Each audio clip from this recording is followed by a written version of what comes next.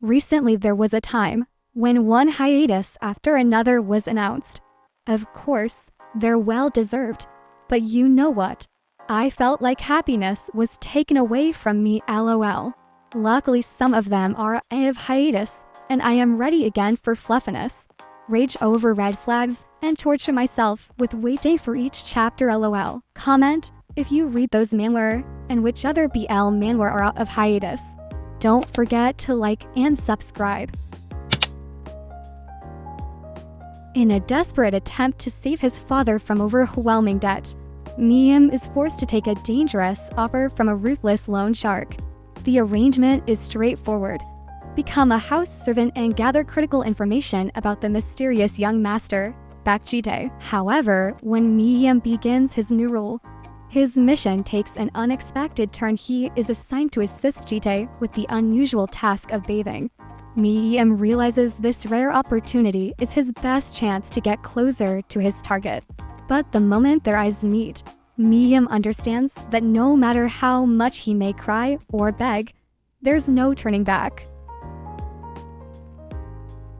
As Miam remembers what happened back then and decided to stay with Jite instead to go to the boat, it could possibly happen that Miam might be forced to choose between his loyalty to his father and his growing attachment to Jite. Miam's divided loyalties could lead to betrayal or heartbreak. This also applies for Jite.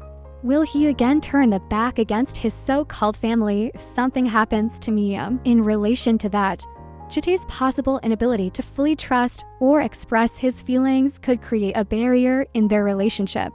He may push Miam away, leading to misunderstandings and emotional distance. But in regards to the latest chapters, it is more likely that Jite and Miam will work together from now on, as Miam not only regained his memory, but also confessed what he saw back that day when Jite's mother was unalived.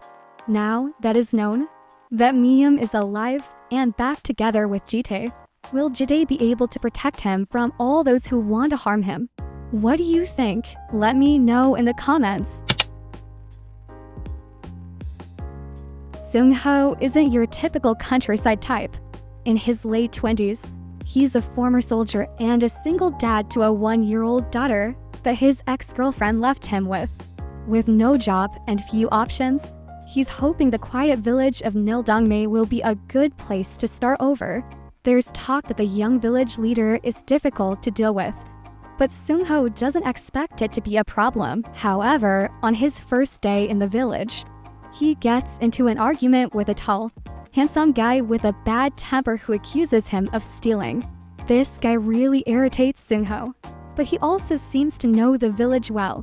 Seung-ho has always been a bit of a loner, but maybe this could lead to something new in his life. As the season progresses, the two men slowly begin to understand each other better. Seung-ho learns about Kwon Hee-bum's difficult past and the burdens he carries as the village leader. Kwon Hee-bum, in turn, grows fond of Seung-ho's determination and the bond he shares with his daughter. Throughout Season 1, the story explores the themes of healing, family, and the possibility of new beginnings. Seung-ho, who has always been a bit of a loner, starts to open up and consider letting Kwon Hee-bum into his life. Meanwhile, Kwon Hee-bum begins to lower his defenses, allowing himself to care for someone else. By the end of Season 1, the two men have formed a tentative bond, with hints of romantic feelings developing between them. Seung-ho's and Kwon Hee-bum's relationship, still fragile, holds the promise of something more, setting the stage for further exploration in the next season. Season 1 ends on a hopeful note, leaving readers eager to see how Seung-ho and Kwon Hee-bum's relationship will evolve in the future. In terms of village dynamics, Seung-ho and Hee-bum's relationship might not be easily accepted by the villagers, especially in a traditional or close-knit community, because perhaps cultural expectations might lead to pressure them into societal norms that could affect how openly Seung-ho and Kwon Hee-bum express their feelings. This could also cause further problems as conflicts in the village or personal insecurities about Hibam's role as leader might strain his connection with Seung-ho. Seung-ho on his part could continue to face difficulties providing for his child due to his lack of stable income, leading to tension and potential conflicts about his ability to remain in the village. Also, if his child's mother returns or causes trouble, it could complicate Seung-ho's life and his relationship with Hibam. Disclaimer: for this manhwa, please turn your brain off while reading it, because you will definitely feel like throwing your phone away. LOL. It may not be everyone's cup of tea and should not be taken too seriously. Han Garam's roommate, Yoon Ye-yuk, is rude, self-centered, and unfortunately, exactly Garam's type. But after overhearing Ye-yuk trash-talking gay people, Garam hatches a plan to mess with him. Why not do messy things right in Ye-yuk's bed? It's a bold move, but it backfires when Ye-yuk walks in on him mid-act. Horrified and angry, Ye-yuk wants a new roommate, but they won't allow it. Now, he's determined to make Garam leave on his own. It seems straightforward, until an unexpected night of intense passion leaves Ye-yuk rattled.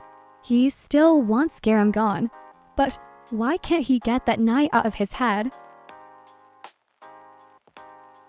The story delves into themes of prejudice, self-awareness, and identity, highlighting Ye-yuk's gradual, complex journey toward understanding and acceptance. Their relationship challenges both of them, as they're forced to confront deeply held biases and fears, creating a nuanced exploration of transformation and growth. In the upcoming season, we will see more of the development of their relationship and if Ye-yuk's chasing arc was successful. Will Garam open up and fully trust Ye-yuk, based on the fact that Garam experienced a traumatic past relationship? Is Ye-yuk serious about his feelings for Garam? As both characters have contrasting personalities, Ye-yuk's initial attempts to navigate his feelings might come across as dismissive or hurtful to Garam, causing emotional rifts again. We might also learn whether Garam will open up to Ye-yuk's true feelings and face the traumatic experience he had with his first boyfriend.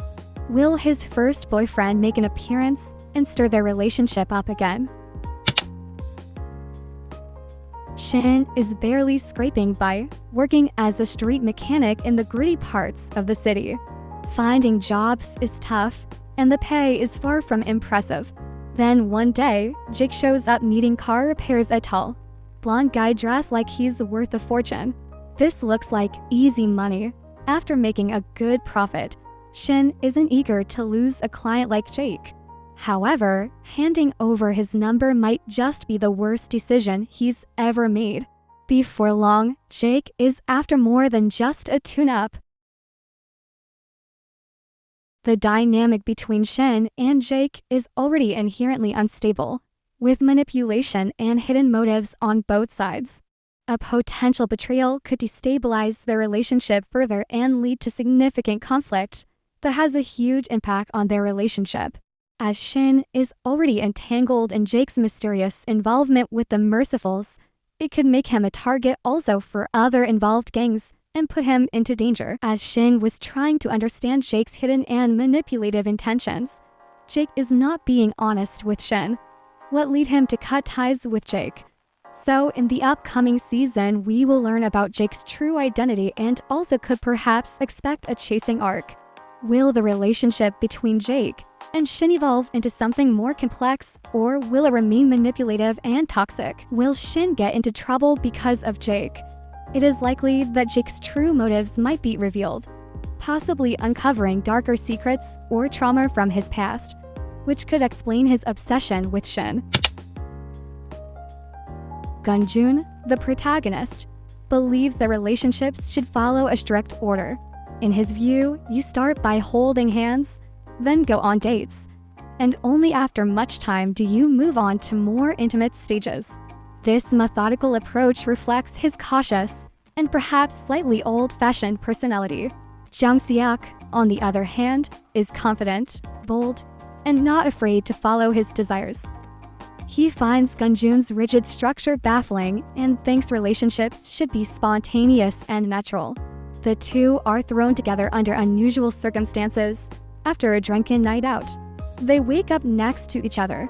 This shocking moment forces Gunjun to rethink his 1 to 10 philosophy as he is suddenly faced with a situation far ahead of his comfort zone. The core of the story is the relationship between Gunjun and Jeong Seok, whose personalities and approaches to love could not be more different. This shows as Jeong Seok apparently seems to have a lot of acquaintances. Coincidence? I do not think so. This could lead to trust issues on Gunjun's part. Is Jeong Seok serious about their relationship? This could also lead to questions about Jeong Seok's past relationships. How were they? Could the nature of his boldness come from a defense mechanism? Fact is, both Gunjun and Jeong Seok will experience new ways of relationships. As they navigate their differences, both might question whether they are truly compatible. Gunjun could doubt whether he can handle Jeong Seok's spontaneity, while Jeong Seok might wonder if he is forcing Gunjun to change too much. Also, it is likely to get a deeper view into Jeong Seok's past and what kind of person he is. Have he really been in a lot more unserious relationships and one-time flings? Thank you for watching. I would love to hear your thoughts in the comments. What other BL manhwa are of hiatus? What BL manhwas are you reading instead? Comment.